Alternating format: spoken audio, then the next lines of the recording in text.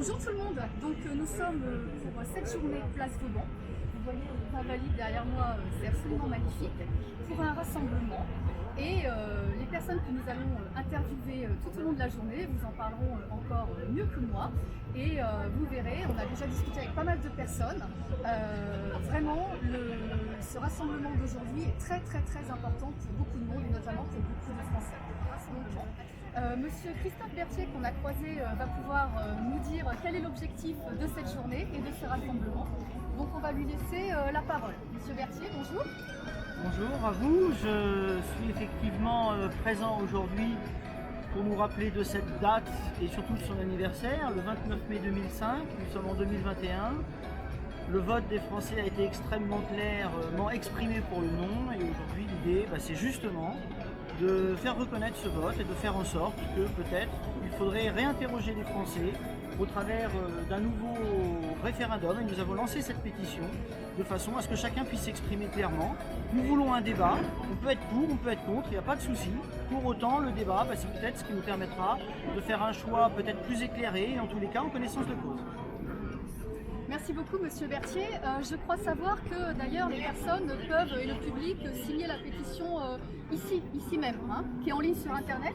Tout à fait, donc en fait il y a des tablettes à disposition et puis chacun peut le faire sur son smartphone. Donc l'adresse internet c'est referendum-ue.org comme on le voit sur les affiches ici présentes. Et tout un chacun peut signaler son souhait et le simple fait de vouloir un petit peu de débat, et un débat intéressant, un débat sur l'avenir de la France. Et je crois que c'est très important aujourd'hui de pouvoir réveiller un petit peu tous ces démocrates qui veulent simplement un débat, oui ou non, au sein de l'Union européenne. Merci beaucoup. Merci à vous. Adrien. On continue un petit peu à interviewer les personnes qui sont présentes ici. Et là, on a trouvé monsieur Joachim Paco qui va nous parler un petit peu de pourquoi il est là. Oui, l'idée c'est que je souhaiterais que, en tant que peuple et que pays développé, on puisse donner l'exemple à travers le monde d'une société un peu plus sereine, qui met un peu plus le bon sens en avant. Et je crois que reprendre le contrôle de notre pays, de notre économie, de notre culture serait un moyen de montrer l'exemple à travers le monde et qu'il est vraiment temps d'en finir avec cette mondialisation absurde qui nous pousse dans la surconsommation totale. Et aujourd'hui, malheureusement, les présidents de chaque pays, et la France évidemment, n'ont aucun pouvoir sur tout ça. Ceux qui ont le pouvoir sont au-dessus des présidents et en l'occurrence, c'est cette Commission européenne qui, quand on se renseigne un peu, est catastrophique quand on connaît les tenants et les aboutissants. Voilà, c'est pourquoi je suis ici aujourd'hui et je continuerai puisque je ne pourrai jamais revenir en arrière sur une autre pensée et je ne crois plus au mensonge. Voilà, donc le bon sens est avec moi et je crois en flexion. Donc monsieur, on a eu l'occasion de discuter tout à l'heure, vous venez de et donc vous avez fait cette déplacement et aujourd'hui vous avez vraiment jugé utile que c'était la journée de rassemblement de divers horizons et de diverses personnes. C'est ça que... Complètement. Il est temps aujourd'hui de mettre de côté toutes les absurdités qu'on a tous fait pour qu'on se tape dessus, alors qu'il y a des combats communs, déjà nationaux, et évidemment à l'échelle internationale, chacun pourrait reprendre les rênes de ses activités et remettre un peu de bon sens. Donc clairement, oui, il faut être là aujourd'hui. J'aimerais qu'il y ait tous les partis au final, parce qu'il y en a marre que l'écologie soit nouveau, que le souverainisme, le droit, on s'en fout. On met ça de côté, on se fédère, on prend le contrôle et après on se tape pas dessus. Merci beaucoup, monsieur, pour votre témoignage très intéressant. Comme vous pouvez le voir, ce sont des témoignages complètement différents, mais du coup qui évidemment se rapprochent dans une idée commune. On vous souhaite un bon rassemblement pour aujourd'hui, une bonne journée. Voilà, merci. Monsieur Comte, bonjour. On vous laisse vous présenter. Très bien, Philippe Comte, du bureau exécutif de Génération Frexit. Et je suis très heureux aujourd'hui de voir une belle foule rassemblée pour ce rassemblement pour la démocratie. Très bien. Donc très bien. Et nous, en fait, on sait que vous êtes plutôt spécialiste dans tout ce qui est économique, fonctionnement de l'Union européenne, les rouages, etc. Est-ce que vous pouvez nous dire en quoi justement l'Union européenne est nuisible et de toute façon sera toujours nuisible quelque part au fonctionnement des pays? Alors, les traités de l'Union européenne, de toute façon, sont des traités néolibéraux, d'inspiration néolibérale, et l'Union européenne est donc une création néolibérale. Tous les partis qui critiquent le néolibéralisme devraient comprendre que rien n'est possible sans sortir de l'Union européenne, puisque le cadre juridique et le cadre économique dans lequel elle nous enferme rend toute action impossible. La seule solution pour pouvoir changer quoi que ce soit d'un point de vue économique, c'est de récupérer notre souveraineté monétaire d'abord, notre souveraineté douanière ensuite. Et cela, ça demande de sortir de l'Union européenne. C'est évident, rien n'est possible sans un Frexit. Merci beaucoup, monsieur Comte. Est-ce que vous avez quelque chose à ajouter par rapport à la journée? Ça s'annonce bien. Ça s'annonce bien, le temps est magnifique. Nous sommes dans un endroit absolument splendide et il y a du monde. Alors tout cela, c'est de bon augure pour la suite. Et cette journée, je pense, sera le début de la prise de conscience du peuple français de sa liberté qu'il recouvrera un jour. Merci beaucoup. Merci. Monsieur. Bonne journée à vous. Merci, bonne journée. Donc là, on a rencontré monsieur Jacques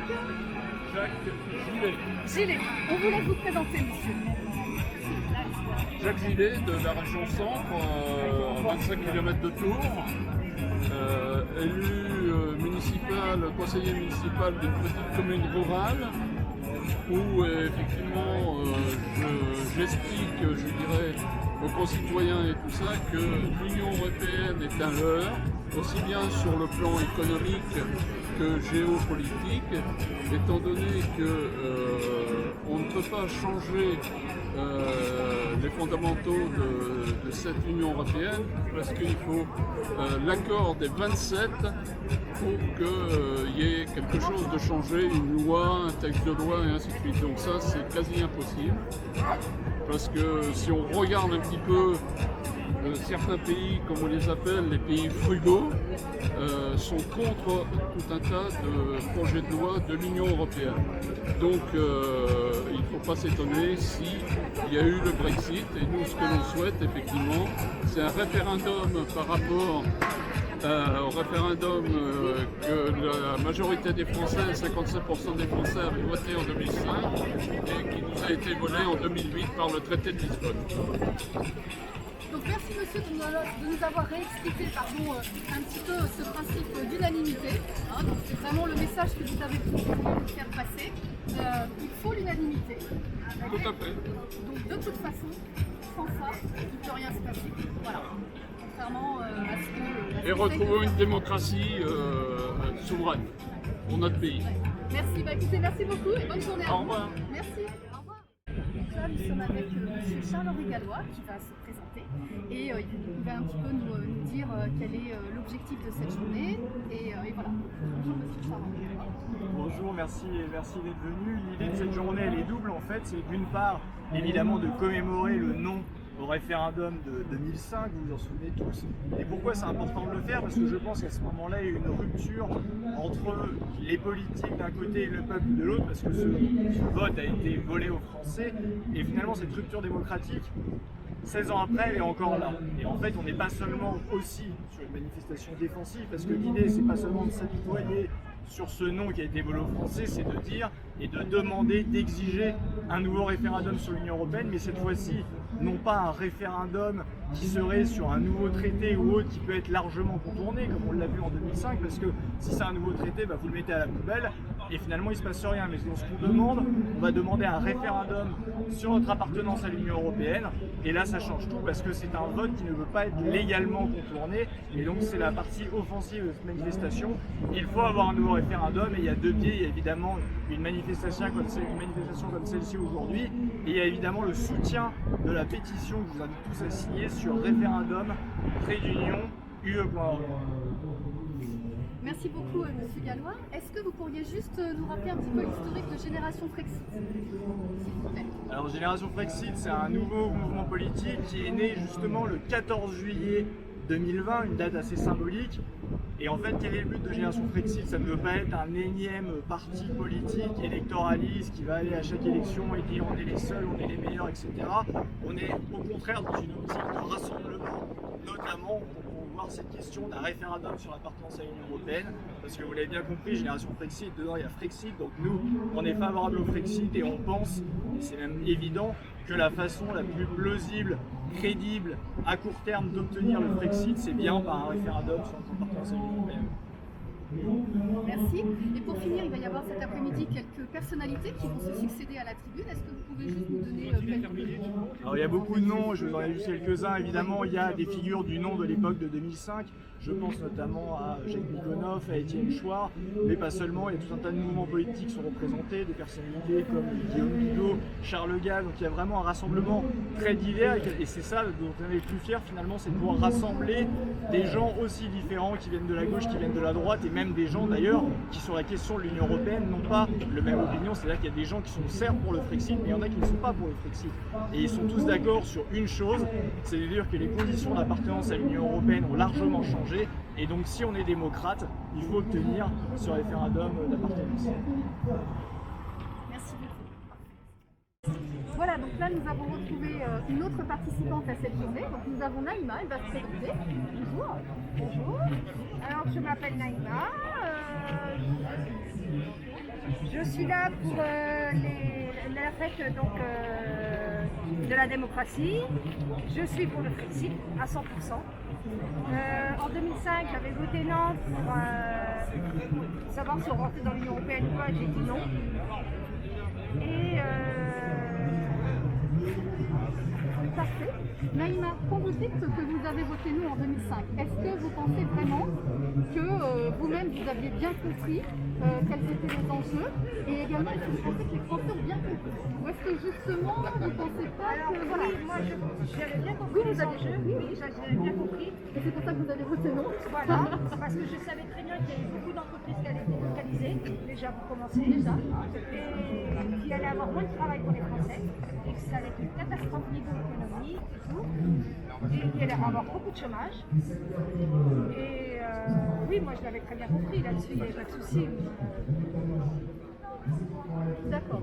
Et par rapport à votre entourage, du coup, est-ce que vous pensez qu'ils avaient vu la même chose que vous? Est-ce qu'ils ont peut-être voulu ne pas forcément voir à un moment donné, en restant sur des fausses idées avec l'Europe, ça va être génial, En fait, en 2005, je vais être honnête, c'est vrai qu'avec mon mari, lui, il avait voté oui. D'accord.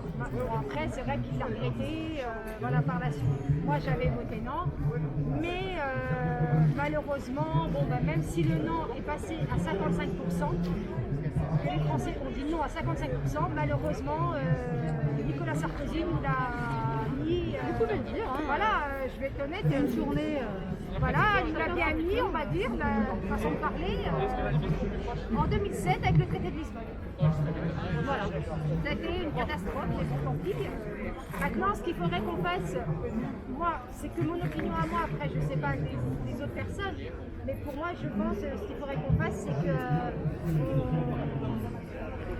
tous les souverainistes se mettent ensemble, comme a fait Najat Farage. Oui, Voilà, voilà. Il faudrait qu'en France, on puisse faire ce qui a été fait en Angleterre. Et c'est ça qu'il nous faudrait ici en France. Malheureusement, on est un peu trop...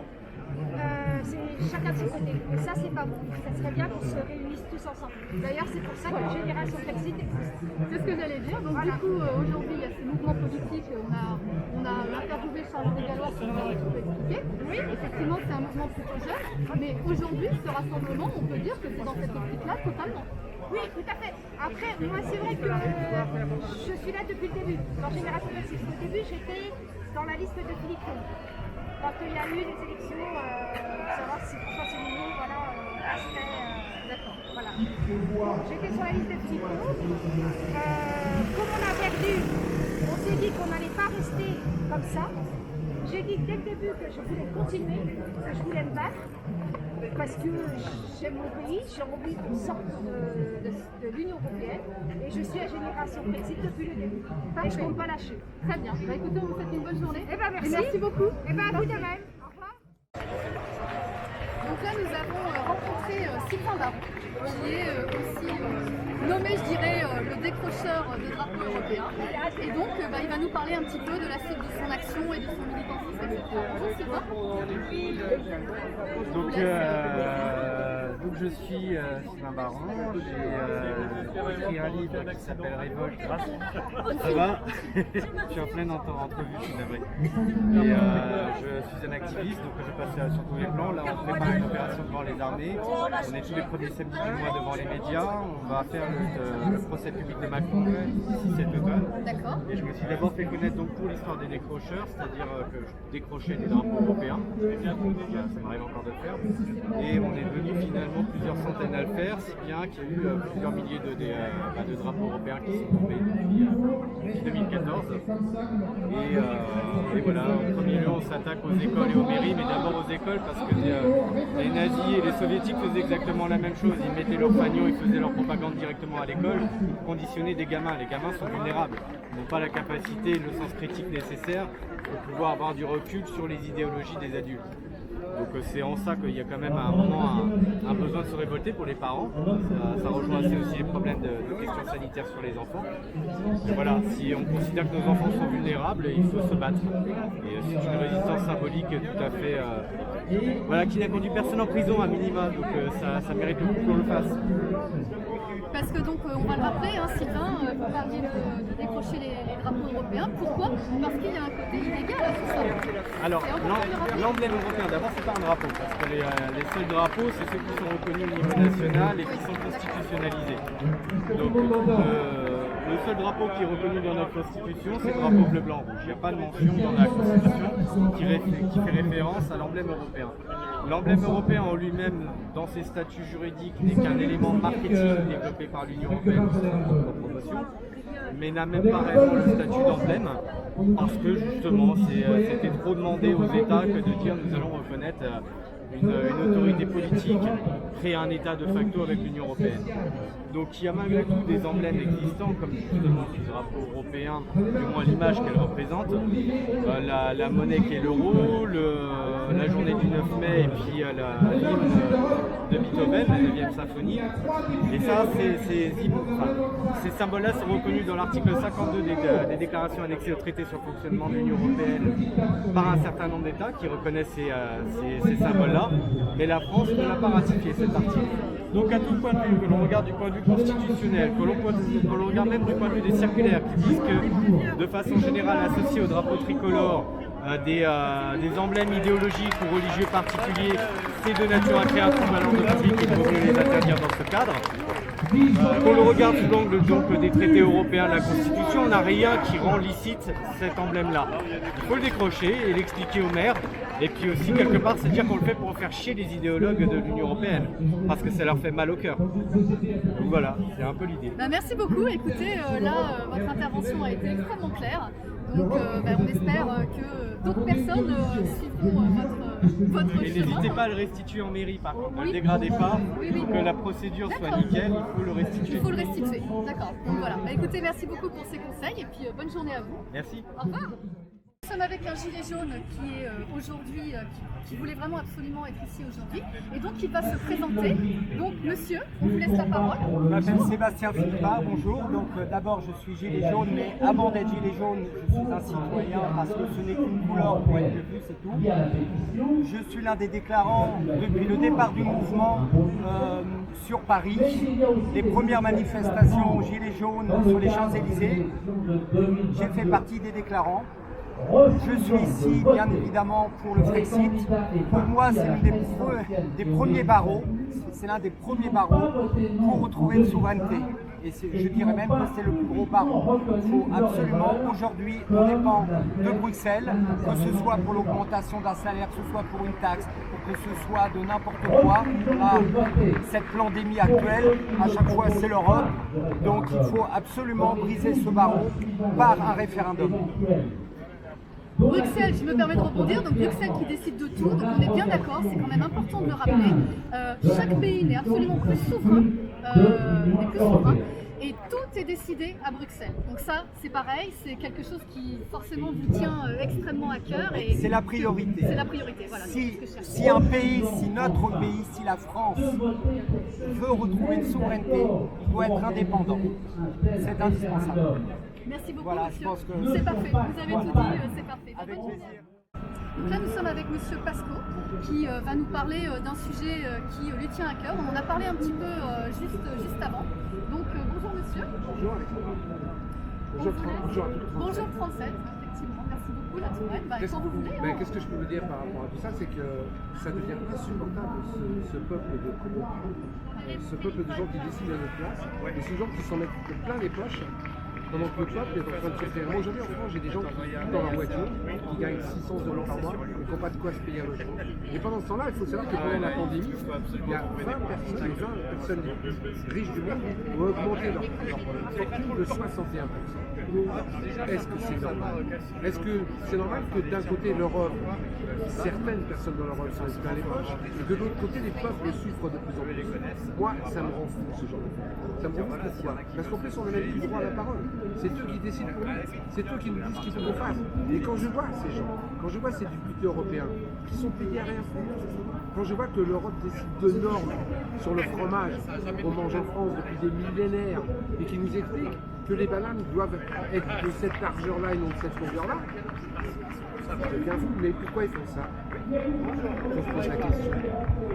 C'est pour le bien du peuple? Non. C'est pour le bien de quelques industriels. C'est pour le bien de quelques personnes. Est-ce que vous savez par exemple que, alors en Europe, il y a 20 le payés par députés européens. C'est-à-dire qu'il y a 20 personnes qui sont chargées d'influencer de façon pas négative, mais de façon orientée le vote de certains députés. C'est inadmissible. Nous devons reprendre notre souveraineté. Nous devons lutter contre la corruption. Nous devons lutter, et ça commence aussi par l'Europe. Ça commence aussi par ces députés qui, quelque part, ne savent même pas de quoi ils parlent, ne savent même pas de quoi ils votent, mais qui le font parce que, quelque part, un industriel leur a dit de le faire. J'ai plusieurs exemples, et on n'a pas le temps d'en parler, mais je me souviendrai toujours d'un député européen qui avait osé se battre contre le gaz de schiste. Il s'est fait massacrer par les industriels. Massacrer. Parce qu'il y a beaucoup d'argent à se faire. Le peuple pleure. Je vois les éoliennes qui sont en train d'envahir toute la France, qui ne servent à rien. C'est l'Europe qui a décidé. Il fallait qu'on ait de l'énergie renouvelable qui ne sert à rien, puisque les éoliennes sont industrielles, sont négatives au niveau de l'électricité, sont négatives au niveau du fonctionnement, ne sont pas écologiques. L'Europe a décidé, on met des éoliennes partout à travers toute la France. C'est inadmissible et ça ne sert que des corrompus. Je vous remercie beaucoup, c'est parfait, et pour nous aussi. Alors, par contre, juste pour finir, nous on vous suit tous, en fait on connaît ce que vous dites, on sait ce que vous dites, etc. Mais quand vous parliez tout à l'heure des milliardaires, etc., est-ce que vous pensez vraiment que les Français ont conscience? Voilà, on est bien d'accord. C'est-à-dire qu'en fait, nous, on va vous dire oui, on va acquiescer parce qu'on le sait. Non, les gens ne se rendent pas compte. Les gens sont de plus en plus apathiques, les gens on leur fait peur, les gens on les enferme. Aujourd'hui, on a monté un système qui me rappelle un petit peu une période bizarre où tu dénonçais ton voisin. Aujourd'hui, on dénonce son voisin parce qu'il n'a pas son masque. Aujourd'hui, on dénonce son voisin parce qu'il n'y a plus de 6 personnes à dîner. Ça me rappelle certaines périodes. Aujourd'hui, chacun a peur, on se regarde, on fait attention à ce que son voisin est en train de faire parce qu'on a peur de ce qu'on fait nous-mêmes. C'est un système qu'ils sont en train de mettre en place pour que les gens ne puissent plus parler, les gens ne puissent plus se défendre. Aujourd'hui, on est en train de fermer complètement la liberté d'expression. Les journaux sont en train de se fermer. Il y a des gens qu'on met en prison alors qu'ils n'ont rien fait. Aujourd'hui, la semaine dernière, il y a des gens qui étaient en train de peindre sur un mur une expression. Ils ont été arrêtés par la police. Je dis non, mais en garde à vue, alors que tu te travailles juste dans la rue. Moi j'ai quelqu'un qui a eu une amende de 135 euros. 135 euros parce qu'il portait une cravate jaune. Juste pour une cravate. La liberté d'expression est en train, les gens ne savent plus à qui se fier. Et tout ce qu'ils regardent, c'est de l'information McDonaldisée. Donc à partir du moment où c'est McDonaldisé, les gens sont contents. Dans McDonald's, ils sont contents. Il va falloir qu'on sorte de ce système. Merci beaucoup pour ce que vous nous avez dit et vous êtes bienvenus en Touraine. N'hésitez pas à venir, Avec ce sera plaisir. avec grand plaisir. Je me déplace à travers toute la France gratuitement pour faire des conférences. Très bien. Merci beaucoup. Au revoir. Donc là, nous sommes avec Pierre-Yves Rougeron, qui est très suivi sur Internet, et il va pouvoir un petit peu nous dire quel est l'objet de ta conférence aujourd'hui. Alors, moi je suis un militant de la cause souverainiste depuis une quinzaine d'années et je suis un associatif. J'ai créé quelque chose qui s'appelle le Cercle Aristote, qui est assez suivi sur Internet dans la cause nationale et souverainiste. Et je suis là pour je suis là pour l'unité du camp national et dès qu'il y a une initiative unitaire, je viens et là c'est une belle initiative unitaire. Bravo à Génération Brexit. Vous venez et vous relayez effectivement, ça a été pas mal relayé aussi sur les réseaux sociaux par rapport à différentes personnes. Donc nous ce qu'on souhaite principalement c'est une espèce de convergence des luttes, enfin nous on considère que vous participez grandement, merci beaucoup. Et est-ce que vous auriez quelque chose à ajouter, je dirais, sur comment vous voyez l'avenir? Est-ce que vous pensez que dans les années à venir, les idées peuvent se développer, les Français vont pouvoir... À vrai dire, c'est assez simple. La France va se retrouver dans un choix qu'elle a déjà eu plusieurs fois dans son histoire, qui est se relever ou se soumettre. Et ceux qui se soumettent, on disparaît. Après, moi j'ai encore confiance dans les Français, j'ai des correspondants dans énormément de pays au monde, dans tous les pays européens. Je peux dire que si la France est foutue, eh bien toute l'Europe la suivra. Donc la seule chose c'est de réagir intelligemment, c'est-à-dire de moins regarder vers Orban et plus vers Johnson, vous voyez ce que je veux dire. Parce que quand on est la France, on n'a pas vocation à devenir la Hongrie. Par contre, on a peut-être vocation à continuer à concurrencer l'Angleterre. Il faut avoir un tout petit peu de hauteur de vue, de hauteur de soi. Exactement. Voilà. Alors en tout cas, si vous ne connaissez pas la Touraine, vous êtes bienvenus, n'hésitez pas à passer. Toujours là quand les camarades m'invitent, donc n'hésitez pas et prenez un maximum de l'alcool local. Ok.